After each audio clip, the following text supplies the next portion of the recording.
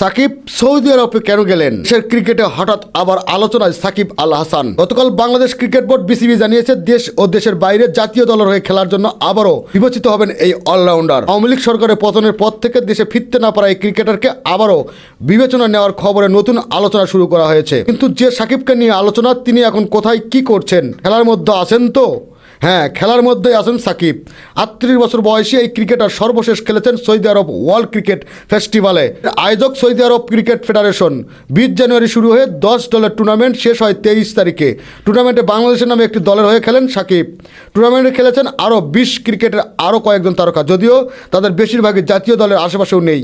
এই খেলোয়াড়দের মধ্যে ছিলেন পাকিস্তানের শোয়েব মালিক, দক্ষিণ আফ্রিকার ইমরান তাহির, শ্রীলঙ্কার ইসরু উদানা ও জীবন মেন্ডিস, ভারতের স্টুয়ার্ট বিনি ও ইরফান পাঠান ও অস্ট্রেলিয়ার বেন ব্যাটিং সহ অনেকে। টুর্নামেন্টের চ্যাম্পিয়ন হচ্ছে ইংল্যান্ড, তবে এটি স্বীকৃত কোনো টি-20 টুর্নামেন্ট ছিল না। সর্বশেষ স্বীকৃতি টি-20 খেলতে সংযুক্ত আরব আমিরাতে ILT টি-20-তে, যেখানে এমিরেটসে হয়ে 8 ম্যাচ খেলে হাতে 3 উইকেট আর ব্যাটে 115 রান করেন বাংলাদেশের দলের এই সাবেক অধিনায়ক। 2025 সালে বেশ কটি লিগেই খেলেছেন সাকিব। পাকিস্তানের PCL, ওয়েস্ট ইন্ডিজের CPL থেকে 10 ওভারের খেলার টুর্নামেন্টে আবুধাবিতে টি-10 লিগেও খেলেছেন, তবে কোনো টুর্নামেন্টে ব্যাট বলে এই অর্থে সেরা ছন্দে ছিলেন না। কোন CPL 11 ম্যাচে 10 ইনিংসে রান ছিল 20 গড়ে 180, বল হাতে 8.30 ইকোনমিক রেটে, উইকেট 6টি।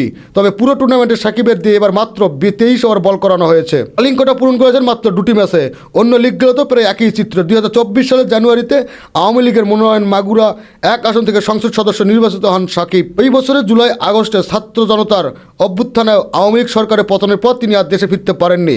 2024 সালের সেপ্টেম্বরে সর্বশেষ ভারতের কানুপুরে সাকিব দেশের হয়ে মাঠে নামেন। খেলাধুলার আপডেট নিউজ পেতে চ্যানেলটি সাবস্ক্রাইব করে সাথেই থাকুন।